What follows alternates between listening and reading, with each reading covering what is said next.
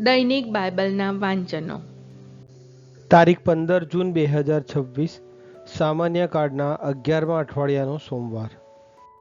પહેલું વાંચન રાજાઓના પહેલા ગ્રંથમાંથી અને શુભ સંદેશનું વાંચન સંત માથી કૃત ગ્રંથમાંથી. પહેલું વાંચન રાજાઓના પહેલા ગ્રંથમાંથી અધ્યાય 21 કડી 1-16. નાબોતનો બગીચો. પછી એવું બન્યું કે નાબોત નામના માણસનો દ્રાક્ષનો બગીચો ઇઝરાયેલમાં શમરૂના રાજા આહાબના મહેલની બાજુમાં આવેલો હતો.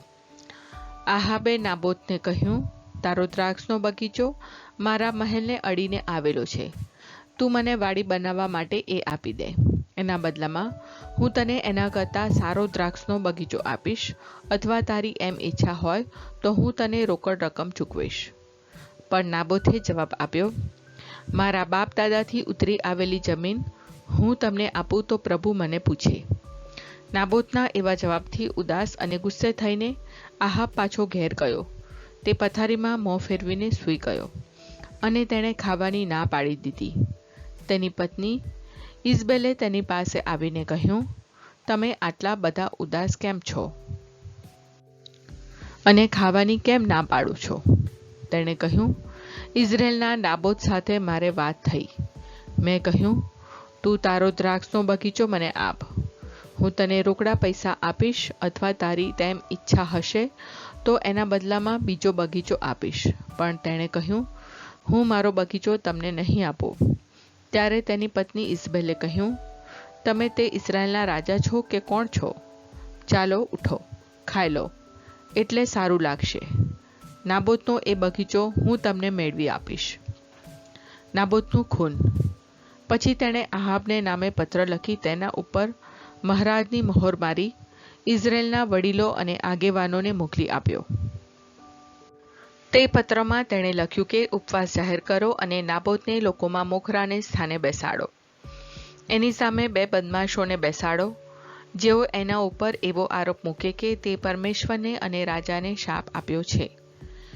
પછી એને બહાર લઈ જઈને ઈંટાળી કરી મારી નાખો.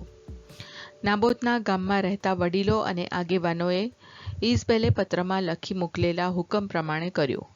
તેમણે ઉપવાસ જાહેર કર્યો, નાબોતને લોકોમાં મોખરાને સ્થાને બેસાડ્યો અને પેલા 2 બદમાશો આવીને તેની સામે બેઠા અને તેમણે જાહેરમાં એવો આરોપ મૂક્યો કે નાબોતે ઈશ્વરને અને રાજાને શાપ આપ્યો છે.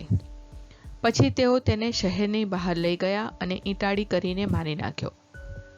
તેમણે ઇઝબેલને સંદેશો મોકલ્યો કે નાબોતને ઈંટાળી કરીને મારી નાખવામાં આવ્યો છે. જ્યારે ઇઝબેલને ખબર મળી કે નાબોતને ઈંટાળી કરીને મારી નાખવામાં આવ્યો છે, ત્યારે તેણે આહાબને કહ્યું, ઉઠો અને ઇઝરાયેલના નાબોતે જે દ્રાક્ષનો બગીચો તમને વેચાતો આપવાની ના પાડી હતી તેનો કબજો લઈ લો, કારણ નાબોત હવે જીવતો નથી, મરી ગયો છે. જ્યારે આહાબે સાંભળ્યું કે નાબોત મરી ગયો છે, ત્યારે તે ઉઠીને દ્રાક્ષના બગીચાનો કબજો લેવા ગયો. આ પ્રભુની વાણી છે, તે આપણો આધાર છે. શુભ સંદેશનું વાંચન સંત માથી કૃત ગ્રંથમાંથી અધ્યાય 5 કડી 38-42. આંખને સાટે આંખ અને દાંતને સાટે દાંત, એમ કહેલું છે તે તમે જાણો છો. એથી ઉલટું હું તમને કહું છું કે તમારું બુરું કરનારનો સામનો કરશો નહીં, બલકે જો કોઈ તારા જમણા ગાલ ઉપર તમાચો મારે તો તેની આગળ બીજો ધરવો.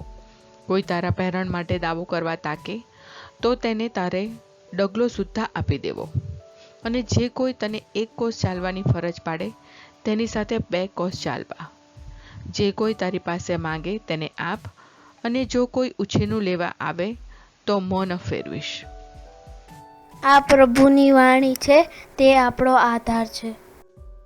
પ્રાર્થના. ઓ મારા પ્રભુ ઈસુ, હું મારા પાપો માટે પસ્તાવો કરું છું. મારા પાપો માફ કરો, મારા હૃદયમાં આવો. હું તમને મારા પ્રભુ અને તારણહાર બનાવીશ. આમેન. પ્રભુ તમને સુખી રાખો અને તમારી સંભાળ રાખો. પ્રભુની તમારા ઉપર કૃપા દ્રષ્ટિ અને મહેરબાની હો. પ્રભુની તમારા ઉપર પ્રસન્નતા હો અને તે તમને શાંતિ બક્ષો.